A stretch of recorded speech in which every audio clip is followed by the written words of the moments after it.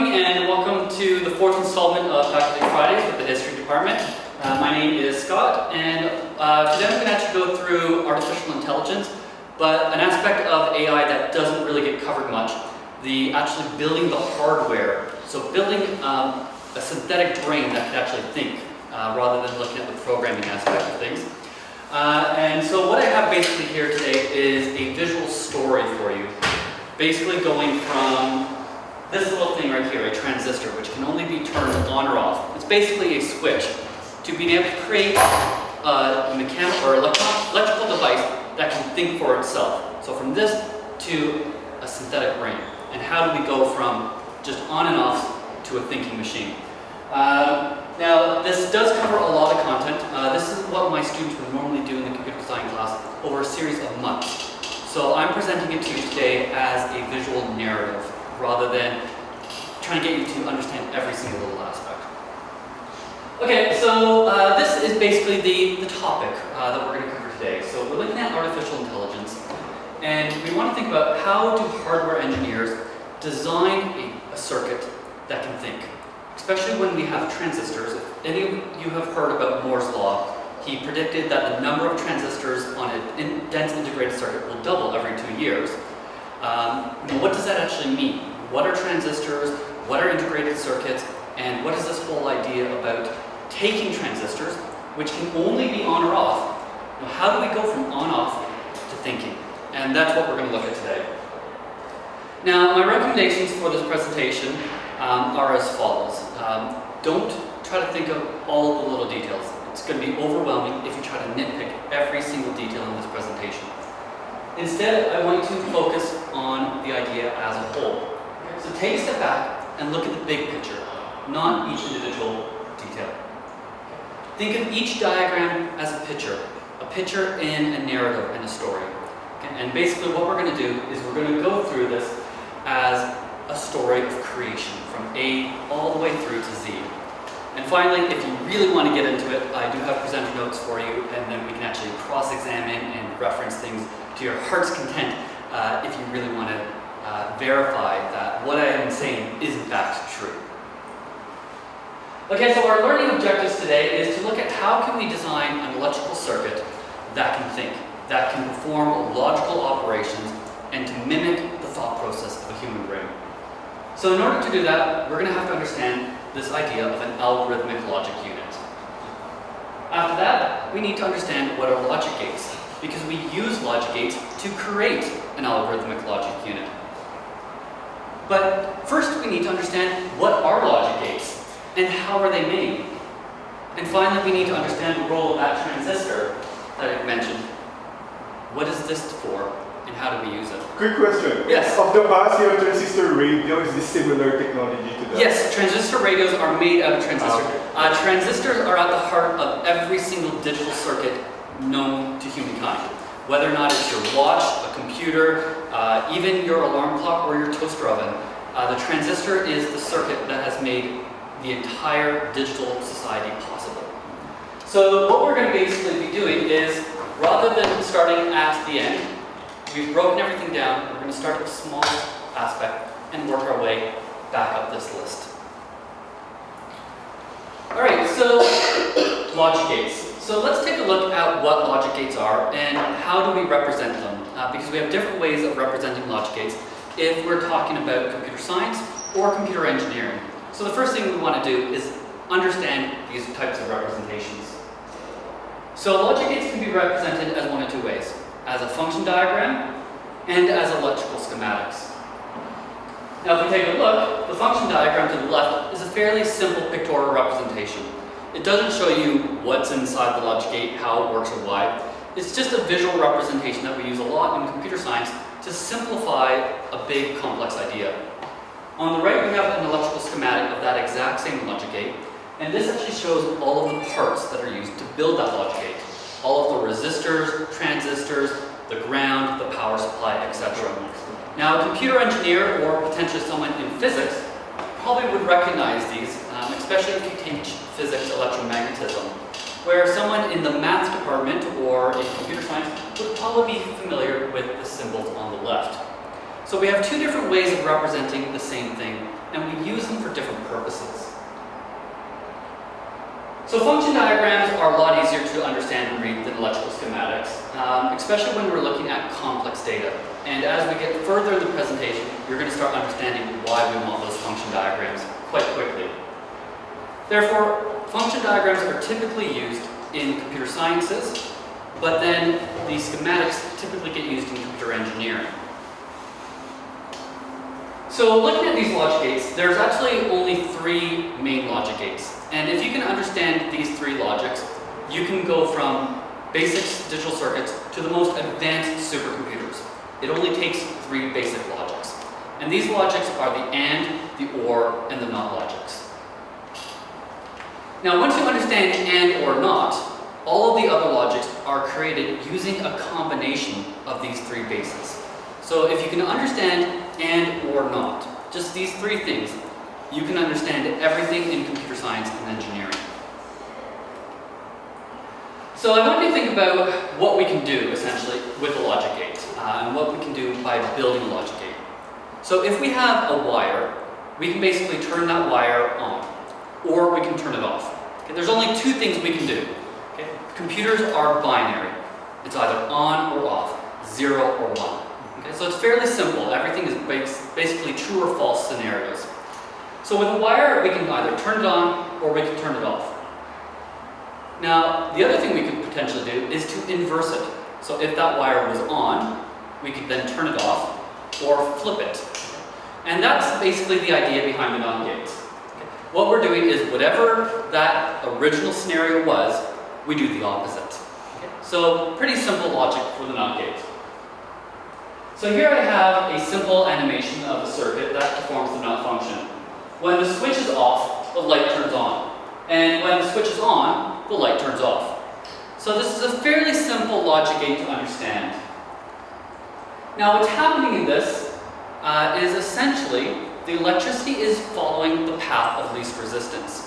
So when the switch is turned on, there's no resistance through the switch. So all the electricity goes through the switch and does not go to the light, inversing whatever option is on the switch. When we turn the switch off, the electricity has nowhere else to go other than through the light, which then turns the light on when the switch is off. So this is an overview of what's happening in that circuit. And this is what's happening in the NOT gate. Whatever the input is, the output will be the opposite. So we can summarize all of our gates using these logical statements. Okay? So we would say the output of Q is not the same as the input of A. So here we have a little bit of English semantics representing mathematical functions that are all related to engineering. So you can really start seeing the connection between all these different courses. From physics, English, math, they're all interconnected. And that's a big idea of STEM, is looking at how these things relate to one another. Okay, so here we have our diagram, function diagram for the NOT gate. And we can also summarize it as a truth table. Okay, so if A is 0, Q will be 1. If A is 1, Q is going to be 0. Okay, so whatever A is, Q will be the opposite. Now we can write it in Boolean algebra as a simple notation. A with a bar on top, that indicates a negation, or not A. Okay? And very simply, basically, what it's doing is it reverses the input. Now the next logic gate we're looking at is AND. Okay? So the output of Q is on if both the inputs A and B are on. So we're looking at if A and B are both. Okay? So this is basically addition here. Okay? So here we have a circuit, so A and B. A is on, the light is not on. A and B are on, the light is on. Just A, the light is off. Just B, the light is off. It only is on if A and B are on. Okay, so the AND gate is a very simple addition. We must have both values to be true. Okay, so once again, our logic gate summary. Okay, so we have 4 different combinations at this point, and we end up getting a truth table that gives us this. Okay? Only one of the 4 combinations is going to give us a true output. Now in math, we would notate this as A dot B when we look at it as a Boolean algebra expression. And very simply, it's basically both must be true. And then finally we have what's called the OR gate. Okay, so the output of Q is on if any of the inputs, A or B, are turned on. Okay, so here we have an OR gate. Okay, so if A is on, the light is on. If A and B are on, the light is on. And if only B is on, the light is still on. But if A and B are both off, the light's off. So in this scenario, we end up getting a very different truth table. We end up getting 0, 1, 1, 1 instead. Okay, so we have three possibilities where the output of Q will be true. Now, in Boolean algebra, we indicate this as A plus B rather than A dot B. And in this case, the most simplified way of looking at it is either are true. Now, we also have these two very special gates called universal gates. And our universal gates are the NAND and the NOR gates. Now, the universal gates are combinations of the basic logic gates. So we can take the AND gate, we can take the OR gate, we can take the NOT gate, and we can combine these to create compound gates. Kind of like in English, how we create compound sentences or compound complex sentences. We're doing the exact same with mathematical functions. So with the NAND gate, we have the output of Q is on if both the inputs A and B are not on. So in this case, we summarize it as A dot B with a line on top as a negation in math. And it's basically the opposite of the AND. So we end up getting the exact opposite. We get 1, 1, 1, 0 rather than 0, 0, 0, 1. Now the NAND gate is created by taking the AND gate and then following it by a NOT gate, which will then negate the output value of the first gate, which gives us the output of NOT AND, or NAND. Finally, we have the NOR gate, which is the second of our universal gates. The output of Q is only on if the inputs A or B are not on. And once again, this is going to be the opposite of the OR gate, so we get the truth table of 1, 0, 0, 0. Now, just like the NAND gate, the NOR gate is created the same way. We start with an OR gate, follow it with a NOT gate, which negates the output of the first gate, which gives us the NOT or NOR. And finally, the last two logic gates that you need to know to build any computer in the world are the two exclusive gates. And with these 7 logic gates, you can create every single computer circuit known to the human race. Now, the exclusive OR gate is as follows. The output of Q is on if the inputs A or B are exclusively on. Okay, so we have a very little funny symbol. It looks like a plus with a circle, and this indicates exclusive in Boolean algebra. And in this case, rather than A or B being true, it's exactly 1 is true. Okay, so we can't have A and B on. So in this case, we get the truth 0, 1, 1, 0 instead of 0, 1, 1, 1. Now, the exclusive OR gate is created by taking 3 gates and putting them together. We take an AND gate, and we take an OR gate, and then we have one final AND gate at the end. And what this is basically doing is it's taking the output of the NAND gate, comparing it to the output of the OR gate, and only giving us a true output if they're equal. And this basically eliminates that one option where A and B can both be true. And that's how we get the exclusive OR gate, by taking the simpler gates and creating a compound complex logic gate through combinations. Now, from a function diagram, we could show it like this, but because it's so important and so well used in computer science, it gets its own function diagram, which is nice and simple. And then finally, we have the exclusive NOT OR. And with the exclusive NOT OR, it's basically the exact opposite of the exclusive OR. Okay. So once again, rather than being 0, 1, 1, 0, we have 1, 0, 0, 1. Yes? Sorry, the PDA, is that the sign for opposite? This is the sign for exclusive. So the line on top is a negation, so that's opposite. Right. And then this little symbol in the middle is exclusive. So A exclusively is that? So this is going to be exclusively not A or B. Oh, exclusively. But it's negation, so it is. So this would be A or B, Right. and this or exclusively or A or B. and then this negates it, so it gives us the opposite of exclusive OR, which is exclusive not OR. So these are the 7 main logic gates that we use to design every single computer circuit. And when you look at AP Computer Science, which Chanel teaches, this is what they're looking at, is how do we take these logic gates and combine them from a mathematical standpoint. Okay. And once again, we can draw this as a whole logic gate sequence, or we can simplify that sequence as its own function diagram, which is quite easy to remember and use in a complex diagram. So let's just quickly summarize and review what we've covered so far before moving on to the next big idea. So with one wire, we can basically have one of two states. We can either turn that wire on, or we can turn that wire off. If we double the number of wires that we have, or if we add another wire, we double the number of inputs. And each time we add a new input, we double that number. So we start with 1 option, then we go from 2 options, 4, 8, 16, 32, 64, 128, 256, 512. And you might notice that these values also match, when you buy memory sticks, the number of gigabytes in memory sticks. There's very specific number systems that we use in computer science. So basically, every time we increase the number of inputs we have, we double the number of outputs that we can get.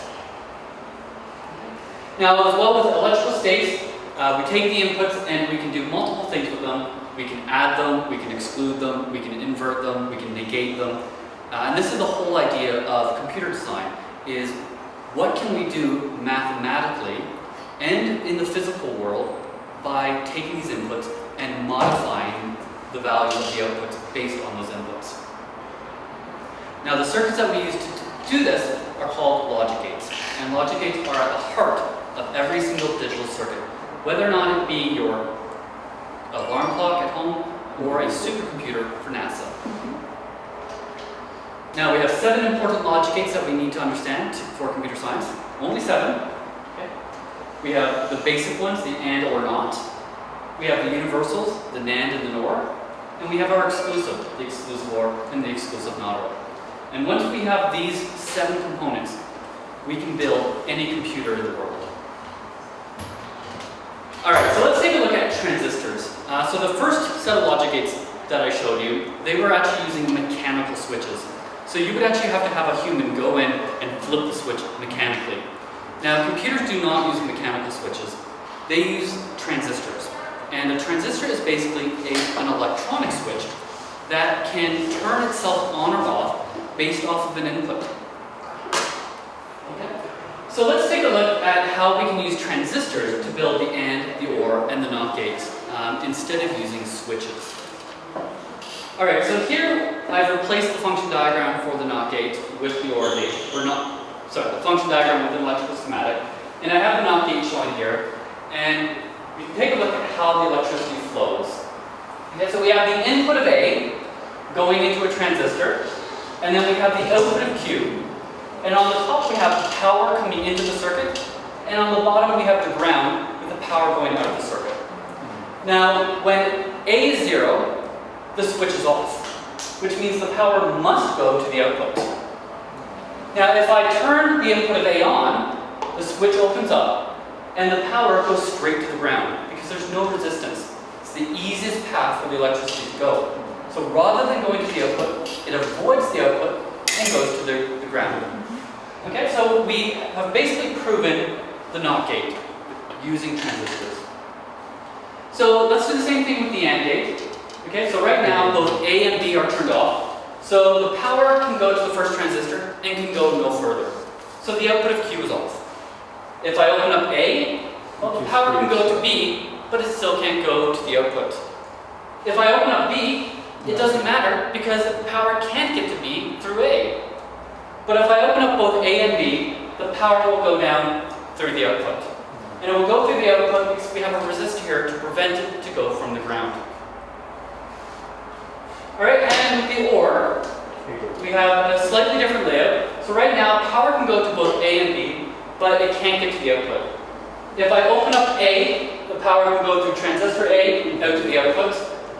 If I open up B, the power can go through transistor B out to the output. And if I open up A and B, the power can go through both paths out to the output. So this is how transistor-based logic gates work. Without having to have mechanical switches, the transistors will open and close based off of the inputs and the outputs of other circuits. Now we can build compound logic gates as well. So once again, so why are the AND, the OR, and the NOT classified as basic logic gates?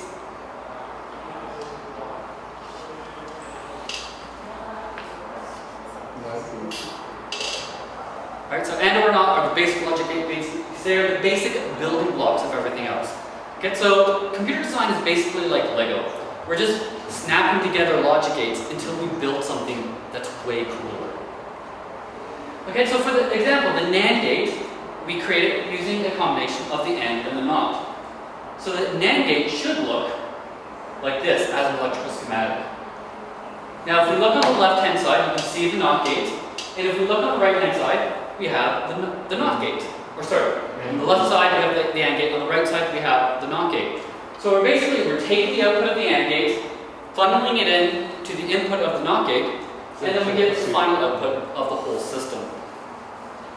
Okay, whereas the NOR gate, we end up basically doing the same thing. We start with the OR gate, we follow with the NOT gate, and we end up getting an electrical schematic that looks like this.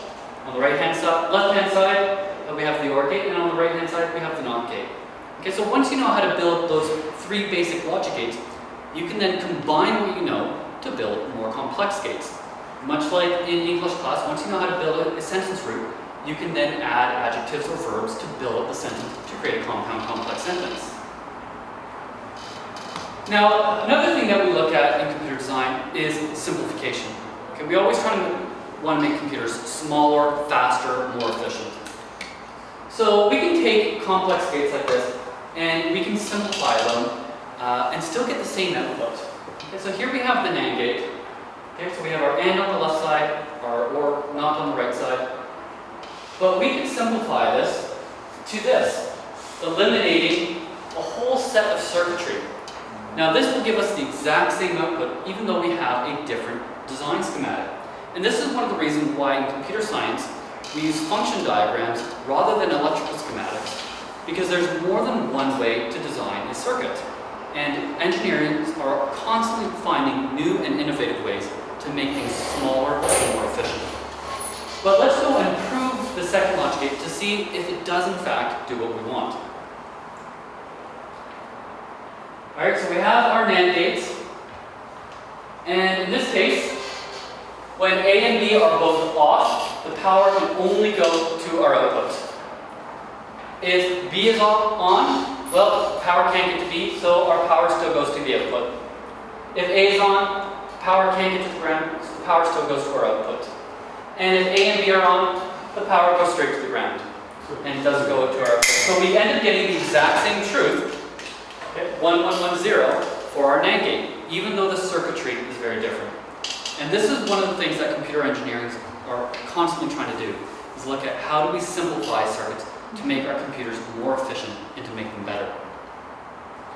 Now our exclusive logic gates are created using far more circuitry than what our universal logic gates are, and they can be simplified in the exact same method. Okay, so our exclusive OR gate is a combination of the NAND, an OR, and an AND gate. So we have all of this, so you can imagine how complicated the electrical circuitry for this would be. So we would start with our AND gate, add our OR gate, add our NOT gate, and we end up getting this, a fairly scary looking logic gate.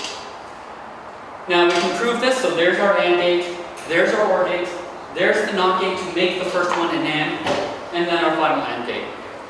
Now through simplification, I can actually make this using only 6 parts, down from the 42 parts currently shown. So there's lots of ways to improve our design of our computers. And that brings us to the idea of logic gate sequences. So now that we know what logic gates are, and how they're made, and why they work, now we can start combining them to create mathematical functions that can think. Alright, so let's take a look. How do you create a logic gate sequence that could do the following math problem? Alright, so we have this scenario where we want 3 outputs. If the sum is 0, 1 light will light up. if the sum is equal to 1, a different light will light up. And if the sum is equal to 2, a third light will light up. Okay, so we have this word problem, and it's really helpful for students to practice word problems. Generally, they don't like doing this type of thing in math, but this is what engineers are constantly having to face, is how do we take these scenarios and turn it into a real-life problem, and how do we solve it? Okay, so it's very important that we do get kids doing word problems. So here we have a very simple logic gate scenario. We have 3 different logic gates, and if we take a look at the NOR, it's only going to be on if A and B are 0. Okay, so if A is 0 plus B is 0, we get a 0 output. So if we have 0 plus 0, the first one will be on.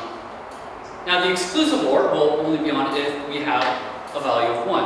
Okay, so A is 1 plus B is 0, or B is the opposite. So if we have 1 plus 1, or 0 plus 1, or 1 plus 0, then the exclusive OR would turn on.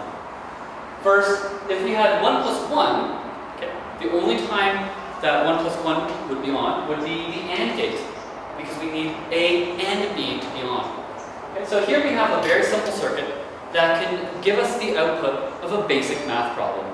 If 0 plus 0 is the input, the NOR gate will turn on. If we have 1 plus 0, the exclusive OR will turn on. And if we have 1 plus 1, the AND gate will turn on. Now, this circuit is very limited because it can only do sums up to 2. And all of our kids know how to do addition of 1 plus 1. Therefore, this circuit is seriously limited. However, what I like about this circuit is it demonstrates a very important concept in computer design. And that is that logic gates can be combined in new and exciting ways to create more complex and sophisticated logical functions. And this is the whole idea behind developing a circuit that can think for itself. This is the whole idea, the foundations of what makes AI possible. So let's take a look at computational logic. So let's take a look at how do we build that ALU? How do we go from just these 7 logic gates to creating an artificial brain that can think, that can deduce, that can do logical reasoning all on its own. So the most important thing that we can do is addition. Okay? And we always learn addition first. We learned it in kindergarten. It's the very first thing that we always learn. And if we look at computers, if we can build a circuit that can do addition properly, we can build every other mathematical function from that one circuit. And for that reason, the most important circuit in computer design is this circuit called a basic adder.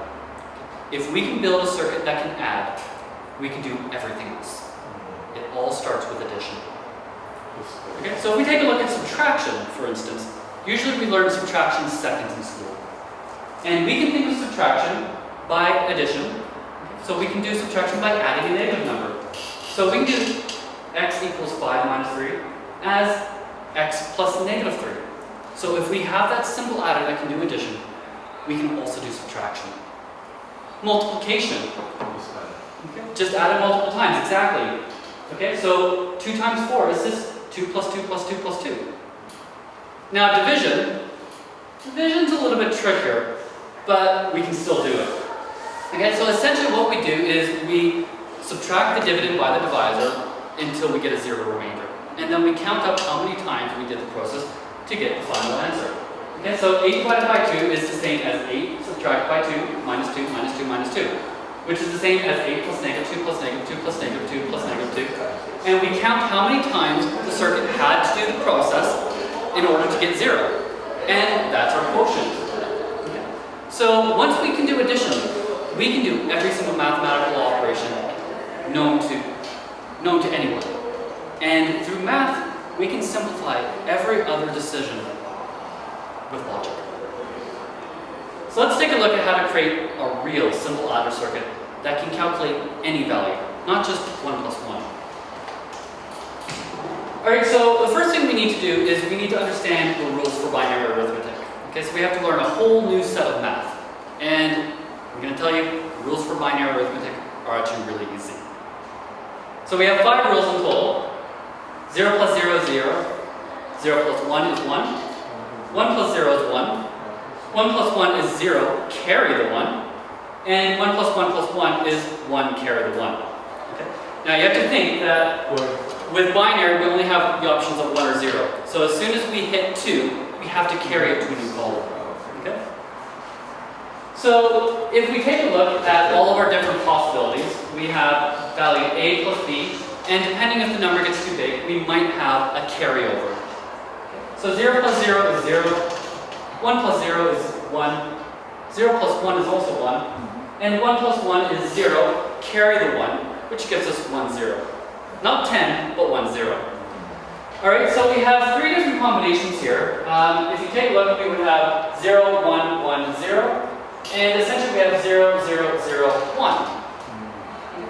So we need a logic gate that can do these operations. Okay? The output of Q is equal to 0, 1, 1, 0. Alright, so we're looking for a logic gate that has this particular truth table. And this one is actually the exclusive OR. Finally, we need to factor in the carry bit. In the carry bit, we have the value of 0, 0, 0, 1. So we're looking for a truth table with this output. And that is the AND gate. So right now, we know in order to create a circuit that can do addition, we need one exclusive OR gate and one AND gate. Now we combine it in this way. So we have the inputs of A and B go into both the exclusive OR and the AND gate. If we have 0 plus 0, we'll get 0. If we have 1 plus 0 or 0 plus 1, we'll get a 1 on the sum. And if we have 1 plus 1, we'll end up getting 0, and we'll get a carry bit coming on the AND gate.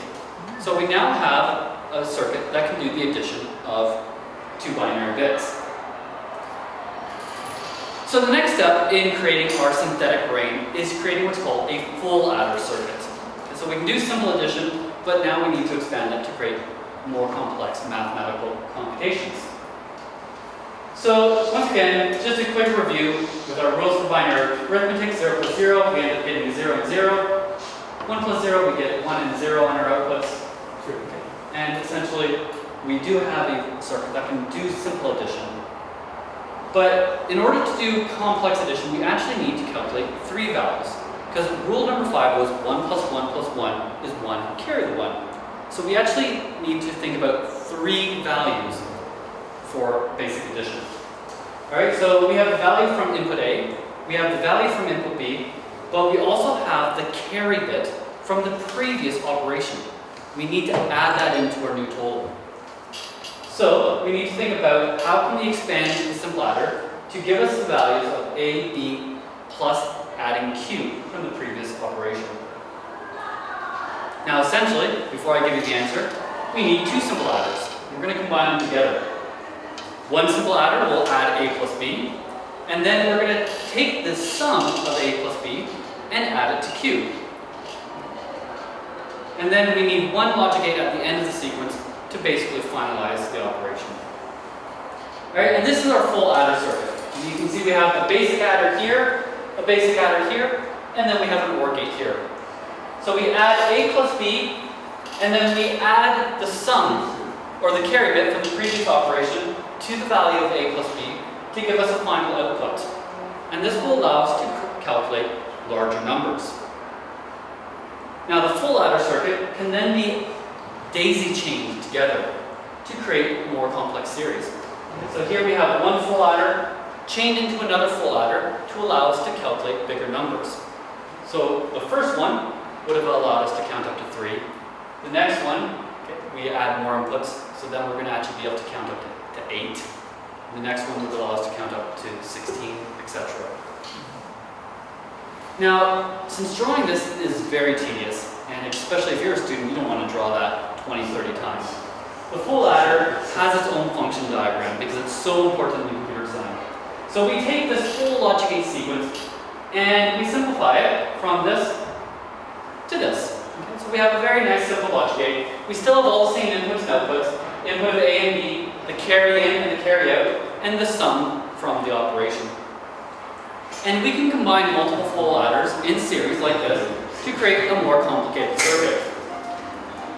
Alright, so we can take this math operation and we can solve this once we know the rules. So 0 plus 0 is 0, 1 plus 0 is 1, 1 plus 1 is 0 carry the 1, and 1 plus 1 is 1 carry the 1. So with these rules, we can do this, solve this mathematically.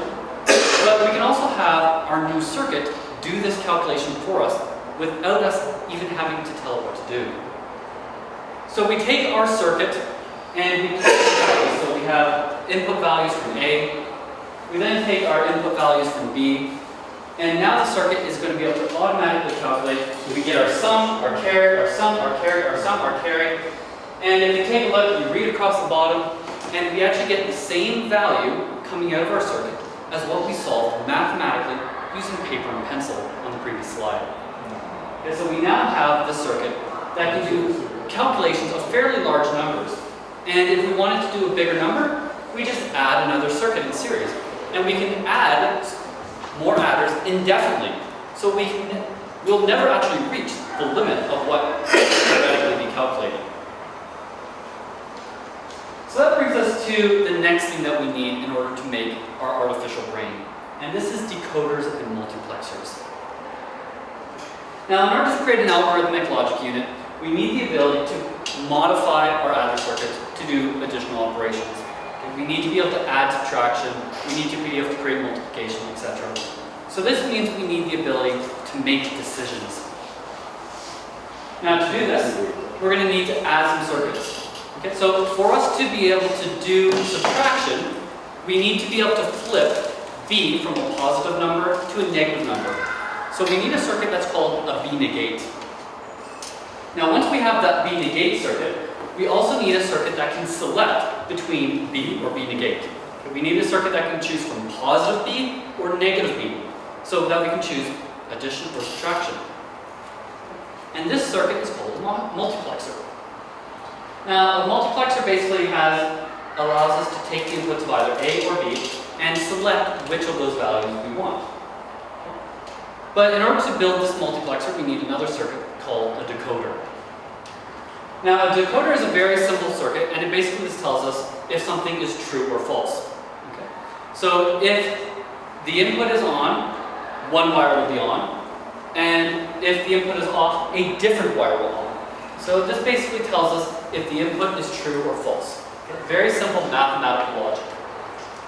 So basically we're looking at a circuit that can tell us if the value is X or not X.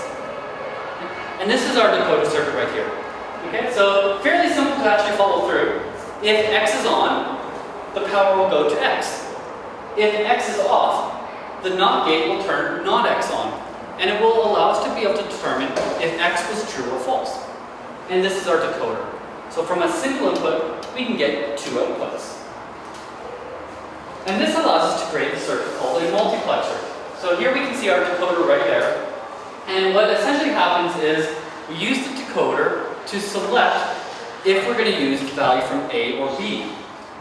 So if we have a 0 on, so 0 is default, then the NOT gate will be on, and then it will activate that AND gate to give us the value from A. If S is 1, then the second logic gate will be active and giving us the output of B. So basically, from our select line, we can select, do we want A or do we want the value from B? So now we have a circuit that can select between A or B. And this is going to allow us now to be able to set the function, to set whether or not we want addition or subtraction on our full adder circuit. Alright, now this circuit once again is so important in computer design, it gets its own little function diagram once again. So you see there's a common theme in computer engineering where we build something more complicated and then we simplify it. And then we use that as a component in something more complicated. Now once again, multiplexers can be linked in chains, so we can create very complex, sophisticated functions selecting multiple strings of information rather than just A or B, but a whole string of A's or a whole string of B's. So now that brings us to the idea of how do we use this multiplexer. So before we get into an algorithmic logic unit, we're just going to do a quick practice. Okay, so we're going to take the multiplexer and we're going to basically use it to select either the input of an AND gate or an OR gate. Now how that will look is like this. So we have an AND gate, we have an OR gate going into the multiplexer, and then we get our output. And with this circuit, we can basically select, if it's 0, get the output of the AND gate. If our select line is 1, we'll get the output of the OR gate. And this will allow us to create a circuit that can do comparative analysis between AND or, these two logical functions. All right, so this is the idea of what we're going to be using this multiplexer for in just a moment, to create subtraction. All right, so let's summarize and review what we have so far before we go any further. Okay, so by themselves, logic gates can't really do this. Okay? They basically just give us one of 4 possible outputs. But when we start combining them together, we create new and more sophisticated outcomes. And this is the whole idea of computer engineering. Now, when creating complex circuits, though, we need to first determine what do we want it to be able to do, and then work backwards from there. And basically, we're balancing this idea of math and English, and trying to basically determine how do we structure this logical statement. So we have this simple adder, and here we have basically an explanation of what's happening in that simple adder. So we basically add a plus b, and if the value is too big for a plus b, we get a carry bit. And if we want to add larger numbers, we actually need to basically be adding 3 things: a plus b plus the carry bit from the previous operation. So we end up needing to do a plus b plus c, which gives us a full adder. And once again, we simplify that full adder to this nice simple little diagram there. And we end up getting a combination of 8 different outputs, because we have 3 inputs. Each time we add an input, we double the number of outputs. So this is every logical outcome that our full adder can produce mathematically. Now, once again, our full adder is at the heart of our algorithmic logic, what we're trying to create, this ability to think on its own. Okay, so once we know how to create this full adder, we can modify it to create something that can do so much more. So now we get to the fun part, the algorithmic logic unit. How do we build a synthetic brain that can think for itself? Okay. So the first thing that we need to do is to add subtraction. Okay. We can do addition, now we need to add subtraction. So what we need is a b negate to convert b from a positive to a negative number, and then we need a multiplexer to be able to select whether or not we want b as a positive or a negative number. So we need these 2 circuits, a decoder and a multiplexer, and we're going to add that to our full adder circuits. Okay. Now with this combination, our full adder can now do addition and subtraction. Still not crazy, but we're getting there. Okay. All right, now depending on what value we have for the multiplexer, if we have 0, we'll have addition, and if we put the set line to 1, we'll get subtraction instead. So the first step is for us to take the full adder. We're going to combine the multiplexer and the decoder to add b negate. And this is what we end up getting. Okay, so we take b, we do a decoder to give us negative b or positive b, we take a multiplexer to select between them, and we bring that in as b. So we can now switch between addition and subtraction. Now the next logical thing would be, what if we have a as a negative number? So in order to do that, we just add an a negate. Basically the exact same thing. So now we have both an a negate and a b negate option. So we can now do addition of 2 positive numbers, we can do addition of a positive and negative number, and we can do negative and negative numbers. So we are increasing the number of options that we have exponentially. Now with an algorithmic logic unit, we also want to do comparative analysis as well, not just addition. So the next thing we do is we add both the OR and the AND functions, and then we need a multiplexer to be able to choose, do we do comparative analysis or do we do basic arithmetic? So that gives us this circuit. So once again, we just have a full adder with our A and B negates. We've added an AND and an OR, and we have a new multiplexer. So now we can do comparative analysis of AND, comparative analysis of OR, or the addition or subtraction of numbers. And then we add, at the bottom, an overflow detection circuit. I'm not really going to explain this. This gets covered a lot at the university level, but I'm going to skip that. Now this ALU diagram can also be simplified, so this gets used so much in computer engineering, it has its own special symbol. And this is what the ALU symbol looks like on its own. Now once again, our ALU can be combined in series, and normally we would combine them in series of either 32 or 64. And you probably hear of 32 or 64-bit processors. And basically what that means is if you have a 32-bit processor, you have 32 ALUs in series. If you have a 64-bit processor, you have 64 ALUs in series. So we get this big long daisy chain, and we don't really draw 64 in a row. We just draw the first two, dot, dot, dot, dot, and draw the last one, and just label how many there are. Now, once again, we add a little bit of circuitry, so we have an OR gate and a 0, and this whole diagram, once again, gets simplified to this. Okay? And this is the symbol for an algorithmic logic unit. And this unit can do every single mathematical and logical operation in a computer. And this is at the heart of every single processor unit in the world. So this particular diagram, this represents a 32-bit algorithmic logic unit capable of doing all sorts of mathematical and logical operations.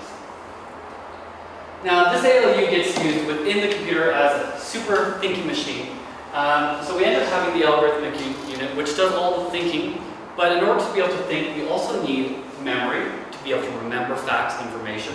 So we end up needing a memory unit. But we also need a control unit to synchronize how these two talk together. So we end up getting this whole function diagram here, where we have the ALU talking with memory, talking with a control unit, and with all these things combined, we now have a circuit that can think and do tasks on its own.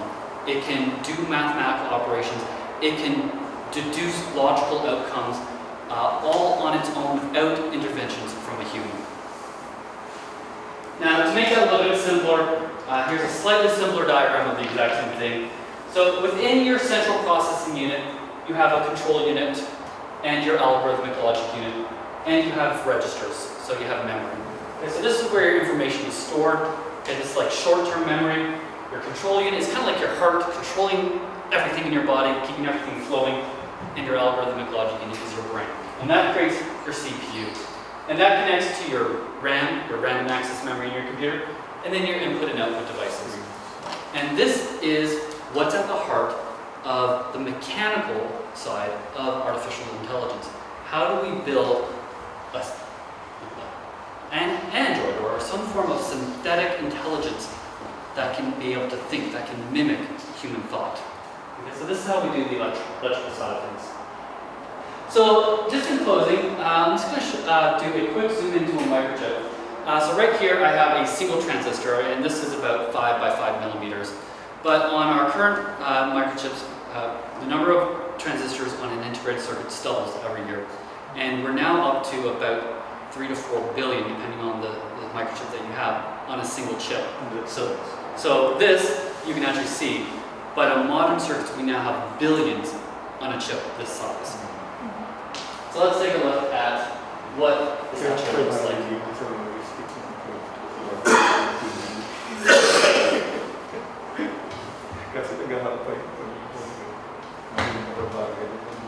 Alright, so this is basically just a 1 by 1 centimeter integrated circuit here. And we can take a look at how many transistors are on. And this is actually a few years ago, so we are actually far more advanced than what this is right now.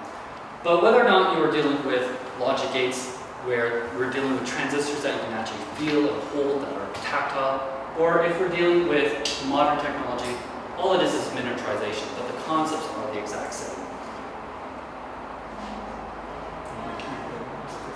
Alright, so switching over to an electron microscope right now.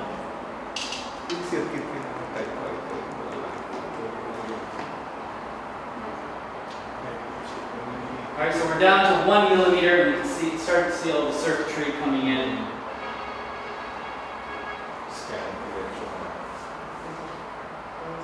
You can see that.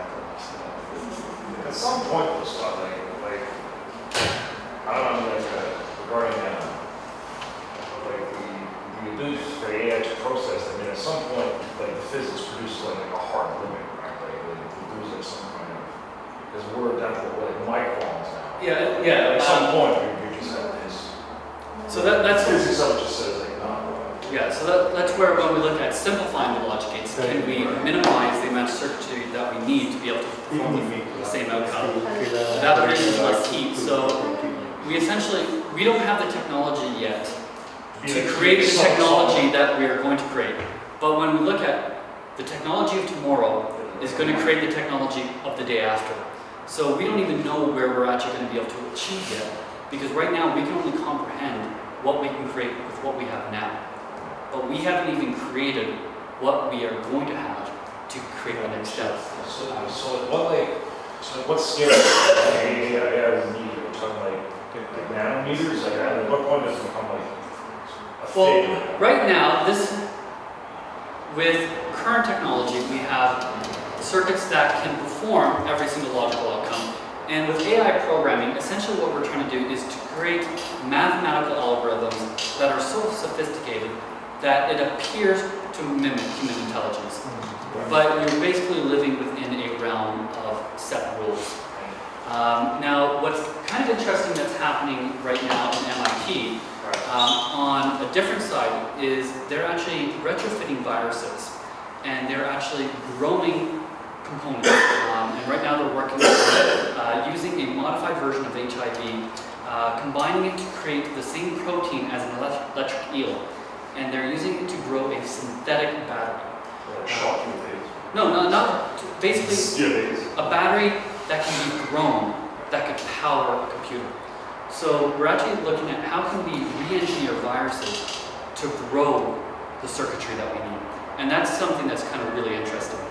Now, in order for AI to really take the next step, we need the ability for basically randomness. And with current circuitry, we can't have any random. It's basically whatever we can pre-program. Now, my next talk that I've planned is actually looking at how do we create long-term and short-term memory. And that's actually where I think is going to be where we make the breakthroughs in artificial intelligence. Because right now, when we have memory registers, we have register A, B, C, D, E, F, G, and we basically load that up with. So I'll skip ahead. This is kind of what I was going to talk about in my next talk. Oh, I'm sorry, man. That's good. I didn't need to anticipate it. It's just that, like when I saw like the camera zooming in, like that's like 5 minutes somewhere.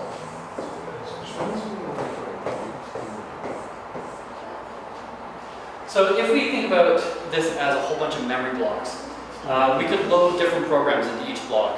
So maybe in the first block, we have a program that can do count. In the second block, we have a program that can recognize color. In the third block, we have a program that can recognize shape. And then in the fourth block, we have a program that can do speech. Now, in the fifth block, we could then put a program that could do count shapes. In the next block, we do recognize color of shape. We could then do another block that can do verbally count the shapes. So you can see we would need lots of mechanical memory blocks in order to create all of these different variables. Now, where I think is going to be the leap through in artificial intelligence is by basically using some form of biochemical synapses. So rather than having physical connections between each of these memory blocks,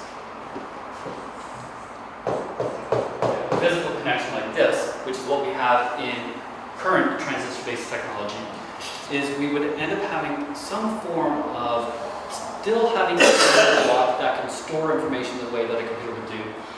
But we would end up having memory block A,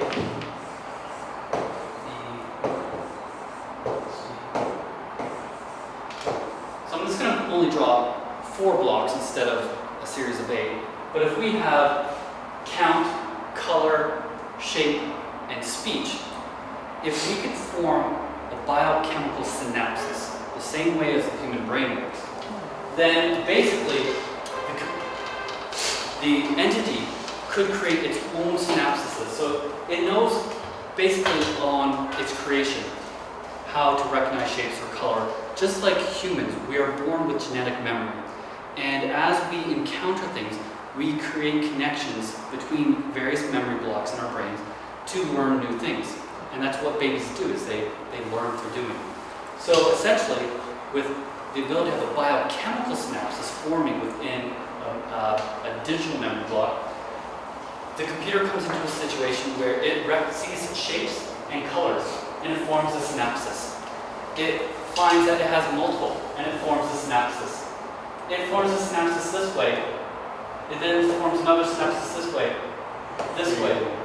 And then, rather than having to create every single program variable, as the entity encounters new situations, new biochemical synapses would link, creating new programs without a programmer actually having to invent them themselves.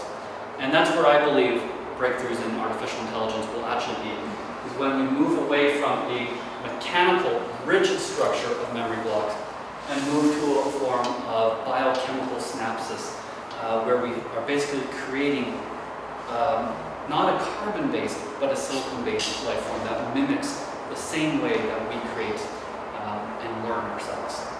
But that's a whole other track. All right, so that's it for today. There's a little bit of chrysanthemum tea if you're interested. If you want, I have copies of today's presentation. If you want to cross-reference anything yourself. I also even have a simple computer operating right there. Projects from students if you're interested. And I'm free to answer any questions if you'd like. Oh my goodness, it's very